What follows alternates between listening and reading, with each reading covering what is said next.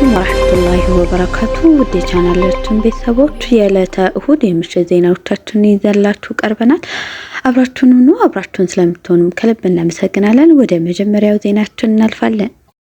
ኢራን የሚሳኤል ጥቃት በእስራኤል መሰረተ ልማቶች ላይ ውድመት መድረሱ ተገለጸ። ኢራን አርብ ዕለት በሰሜናዊና በማዕከላዊ እስራኤል ላይ የፈጸመችው ከባድ የሚሳኤል ጥቃት በተለያዩ መሰረተ ልማቶች ላይ ውድመት ማድረሱ ተገልጿል። የእስራኤል ወታደራዊ እርምጃ ተከትሎ ኢራን በእስራኤል ከተሞች ላይ በሁለት ዙር ከ150 በላይ ፓላስቲክ ሚሳኤሎችን ወደ እስራኤል መተኮሷ ተዘግቧል። የእስራኤል የድንገተኛ አደጋ አገልግሎት በጥቃቱ ቢያንስ 10 ሰዎች መሞታቸውን አስታውቋል። በጥቃቱ ከ100 በላይ ሰዎች ጉዳት እንደደረሰባቸውም ቢቢሲ የእስራኤል ሀገር ውስጥ መገናኛ ብዙሃንን ጠቅሶ ዘግቧል። ስካይ ኒውስ የኢራንን ወታደራዊ ምንጮች ዋቢ በማድረግ እንደዘገበውም ኢራን በፈጸመችው ጥቃት እያንዳንዳቸው 80 ሚሊዮን የሚያወጡ የእስራኤል ኤፍ-35 ተዋጊ ጀቶችን መታ መጣሏን ገልጻለች። እስራኤል በበኩሏ በፈጸመችው ጥቃት በቴህራን የነዳጅ ማከማቻ መጋዘን ላይ ውድመት ማድረሷን አስታውቃለች። እስራኤል ኢራንን ለመምታት ከተጠቀመችባቸው 100 የጦር ጀቶች መካከል እጅግ ዘመናዊ የሆኑት አዲር የሚል ስያሜ የተሰጣቸው እነዚህ ኤፍ-35 ጀቶች እንደሚገኙበት ተነግሯል። የጦር አውሮፕላኖቹን ወደ ግዳጅ ለማሰማራት በሰዓት ለእያንዳንዳቸው ከ44,000 የአሜሪካ ዶላር በላይ እንደሚያስፈልግም ነው የተገለጸው።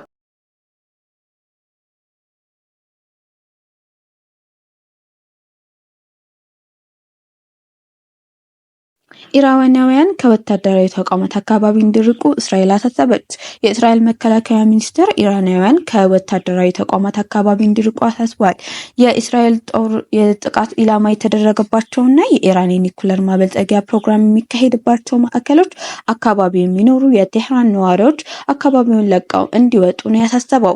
ኢራን የኒኩለር ማበልጸጊያ በምታካሄድበት ማዕከል ላይ እስራኤል ጥቃት ልትፈጽም ስለምትችል የቴህራን ነዋሪዎች አካባቢውን ለቀው እንዲወጡ የሀገሪቱ መከላከያ ሚኒስተር እስራኤል ካዝ ማሳሰባቸውን ቢቢሲ ዘግበዋል። እንዲሁም ሚኒስትሩ በወታደራዊ የጦር መሳሪያ ማምረቻ ፋብሪካዎችና በአካባቢው ባሉ የጦር ካምፖች የሚገኙ ሰዎች ስፍራውን ለቀው እንዲወጡ ማሳሰቢያ አቅርበዋል። የመከላከያ ሚኒስተሩ የቴህራን ነዋሪዎች ከወታደራዊ ተቋማት አካባቢዎች እንዲወጡ የሰጡት ማሳሰቢያ በኢራን ላይ ጫና ለመፍጠር ያለመ ሊሆን እንደሚችልም ተገልጿል። የኢራን የነዳጅ ዘይት ማከማቻዎች መመታቱን ተከትሎ ኢራን በወሰደችው የአጸፋ እርምጃ በርካታ ውድመቶች ማድረሷ ተገልጿል። እስራኤል የፈጸመችው የአየር ጥቃት የኢራን ሚሳኤል ማከማቻ ዋሻዎችና ማስወንጨፊያ ቦታዎች ኢላማ ያደረገ መሆኑን የእስራኤል መከላከያ ሚኒስቴር ገልጿል። በኢራን ዋና ከተማ የሚገኘው ሻህራን የነዳጅ ዘይት ማከማቻ ቴፓ በእስራኤል የአየር ጥቃት መመታቱን ተከትሎ ኢራን በቴል አቪቭ ላይ በርካታ ሚሳኤሎችን በማዝነብ ከ9 በላይ ህንፃዎችን አውድማለች። እስራኤልም በኢራን ላይ በፈጸመችው ጥቃት ከዚህ በፊት 300 ሚሳኤሎችን ወደ ቴል አቪቭ እንዲወነጨፉ ያዘዙትን የጦር አዛዥ ጨምሮ የኢራንን እንቁ የኒውክሌር ሳይንቲስቶችን በመግደሏ ከወዳጆቿ ውዳሴ እየጎረፈላት መሆኑ ተጠቅሷል። እስራኤል የኢራንን የጦር አዛዦችና የኒውክሌር ሳይንቲስቶች በአንድ ምሽት የአየር ጥቃት መግደሏን ያንገበገባት ኢራን በትናንትናው ምሽት ሚሳኤሎችን ወደ ቴል አቪቭ በማዝነብ የበቀል እርምጃዎችን ወስዳለች። የቴህራን የነዳጅ ሚኒስቴር ይፋ ባደረገው መረጃም የኢራን የነዳጅ ዘይት ማጣሪያ በእስራኤል የምሽቱ የአየር ጥቃት መውደሙን ተገልጿል። የእስራኤል ከዚህ ድርጊቷ ካልተቆጠበች ኢራን ከእስካሁኑ የከፋ ጥቃት በእስራኤል ላይ ልትሰነዝር እንደምትችል የኢራኑ ፕሬዝዳንት ማሱድ ፔዜሽኪያን ማስጠንቀቃቸውን ቢቢሲ ዘግቧል። የእስራኤሉ ጠቅላይ ሚኒስትር ቤንያሚን ኔታንያሁ በበኩላቸው በኢራን የፈጸሙት የአየር ጥቃት በእስራኤልና በአጋር ሀገሮች ላይ በኢራን ሊሰነዘር የነበረውን ጥቃት ያመከነ ነው ብለዋል።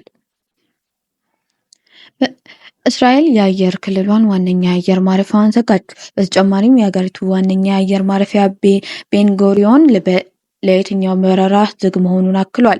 በአየር ክልሉ ሆነ የአየር ማረፊያውን ከሚኒስትሩ ትዕዛዝ እስካልመጣ ድረስ ዝግ ሆነው ይቆያሉ ብሏል። ቤንጎሪዮን የአየር ማረፊያ ድረገጽ ዛሬ ጠዋት እየሰራ አልነበረም። ሚኒስትሩ አርብ ሰኔ 6 2017 ዓ.ም በወጣው መግለጫ ለመጓዝ ያቀዱ መንገደኞች የሀገሪቱ አየር ክልል እንደገና ከመከፈቱ ቢያንስ ከ6 ሰዓት በፊት መረጃውን በመገናኛ ብዙሃን ይደርሳቸዋል ተብለዋል። ኢራን ቀይ መስመር አልፋለች ሲሉ የእስራኤሉ መከላከያ ሚኒስትር እስራኤል ካትዝ ተናገሩ። እስራኤል ሐሙስ ለአርብ አጥቢያ ኢራን ላይ ባደረሰችው ጥቃት የጀመረው የሁለቱ ሀገራት ግጭት ከዚህ የበለጠ እንዳይባባስ ከፍተኛ ስጋት ፈጥሯል። የኢራን የተለያዩ ቦታዎች ካጠቃው የእስራኤል ወታደራዊ እርምጃ በኋላ ኢራን ትናንትና ማምሻውን በጀመረችው ጥቃት እስካሁን 150 የሚሆኑ ፓላስቲን ሚሳኤሎችን ወደ እስራኤል ተኩሳለች። ሚሳኤሎቹ በእስራኤል የአየር መቃወሚያ ስርዓት ቢመክኑም የተወሰኑት መከላከያውን አልፈው በዋና ከተማ ቴልአቪቭ መሃል ላይ ሲያርፉ ተስተውለዋል። በተለያዩ የቴልአቪቭ ቦታዎች ላይ በወደቁት የኢራን ሚሳኤሎች ምክንያት የተነሳውን እሳት ለማጥፋት ምሽቱን የከተማው እሳት አደጋ ሰራተኞች መሰማራታቸው ታውቋል። በዚህ የኢራን ሚሳኤሎች ጥቃት እስካሁን 40 እስራኤላውያን መጎዳታቸውና የሶስት ሰዎች ሕይወት ማለፉን የሲኤንኤን ዘግቧል።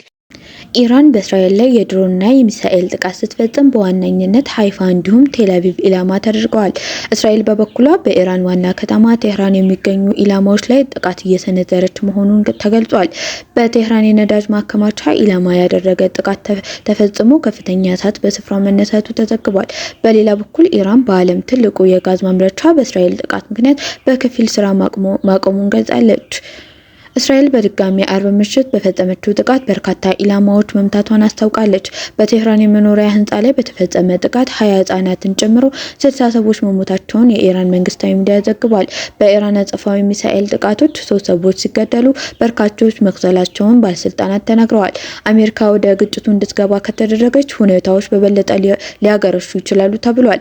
ኢራን ሚሳኤሎችን የምታስወነጭፍ ከሆነ መዲናዋ ቴህራን ትቃጠላለች ሲሉ የእስራኤል መከላከያ ሚኒስትር እስራኤል ካትዝ አስጠንቅቀዋል። የእስራኤል መከላከያ ኃይል 9 የኢራን የኒውክሌር ሳይንቲስቶችን እና ባለሙያዎችን ገድያለሁ ብሏል።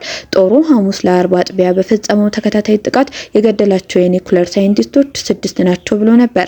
ኢራን በእስራኤል ላይ እየወሰደች ያለችውን አጸፋዊ እርምጃ ለማስቆም አሜሪካን፣ ፈረንሳይ እና ዩናይትድ ኪንግደም እስራኤል የሚያግዙ ከሆነ በቀጠናው የሚገኙ የጦር ሰፈሮቻቸውን ኢላማ እንደምታደርግ ማስጠንቀቋን የኢራን መንግስታዊ ሚዲያ ዘግቧል። እስራኤል በመላው ዓለም የሚገኙ ኤምባሲዎቿን ዘጋች። እስራኤል በኢራን ላይ የፈጸመችውን ጥቃት ተከትሎ በመላው ዓለም የሚገኙ ኤምባሲዎቿን፣ የቆንስላ ጽሕፈት ቤቶቿን በጊዜያዊነት ዘግታለች። የእስራኤል የውጭ ጉዳይ ሚኒስቴር ጠቅሶ ሮይተርስ እንደዘገበው ተለዋጭ መልእክት እስኪሰጥ ድረስ በመላው ዓለም የሚገኙ የእስራኤል ኤምባሲዎችና የቆንስላ ጽሕፈት ቤቶች ተዘግተው ይቆያሉ ተብሏል። በውጭ ሀገራት የሚገኙ እስራኤላውያን ጥንቃቄ እንዲያደርጉም ሚኒስቴሩ ማሳሰቡን ዘገባው አክሏል። የእስራኤል ጦር በኢራን ላይ በፈጸመው የአየር ጥቃት በተለያዩ አካባቢዎች የሚገኙ የኒውክሌር ጣቢያዎችና ወታደራዊ ኢላማዎች መምታቱን ተናግሯል።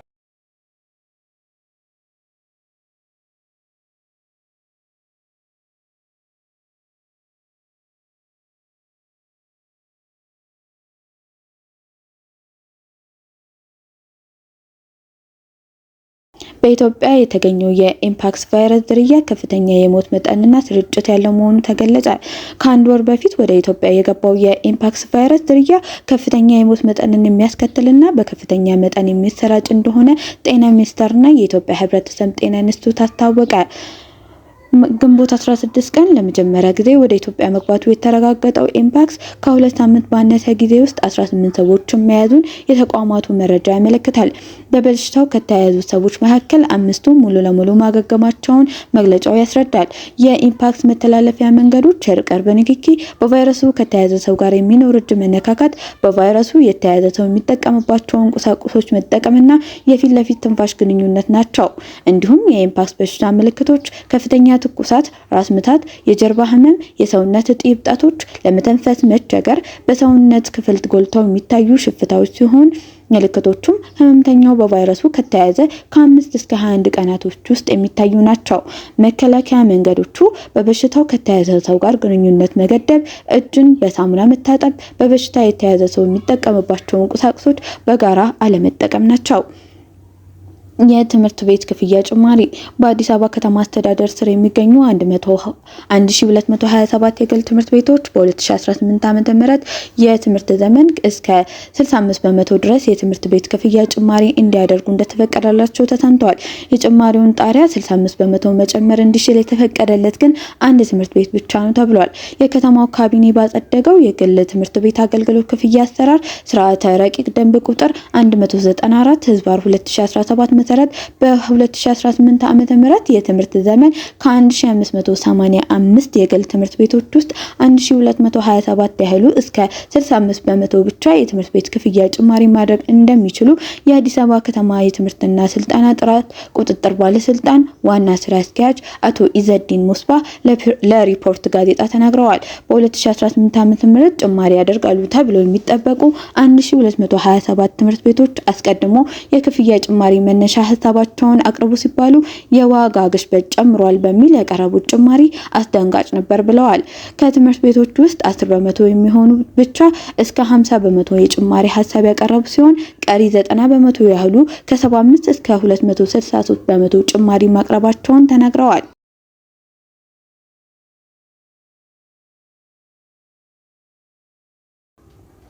በአዲስ አበባ ከተማ አስተዳደር የ2017 ዓ.ም የ12ኛ ክፍል መልቀቂያ ብሔራዊ ፈተና በበይነ መረብ በኦንላይን በሚሰጥባቸው የመፈተኛ ጣቢያዎች የሙከራ ፈተና ተሰጥቷል።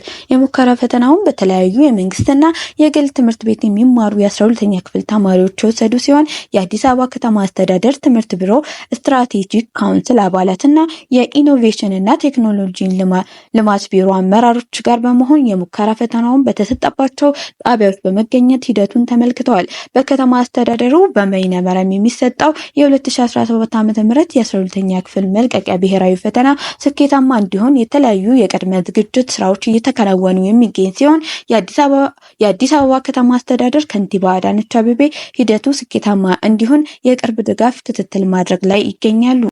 የመንግስት ዩኒቨርሲቲዎች ከፍተኛ በጀት የሚመደብላቸው ቢሆንም በጀቱን እጅግ አስፈላጊ ላልሆኑ ፕሮጀክቶች እያዋሉ ይገኛሉ ሲል መንግስት ወቀሰ። እያንዳንዱ ዩኒቨርሲቲ የሚመደብለት በጀት ቢደመር ከየትኛውም የሀገሪቱ ተቋም የበለጠ እንደሆነ ጠቅላይ ሚኒስትር አብይ አህመድ ዶክተር ከመምህራን ተወካዮች ጋር ባደረጉት የውይይት መድረክ ላይ ገልጸዋል። ለዛሬ ዘንላችሁ የመጣኑ ዜናዎች እነዚህን ይመስላሉ። ወሰላሙ አለይኩም ወራህመቱላሂ ወበረካቱ።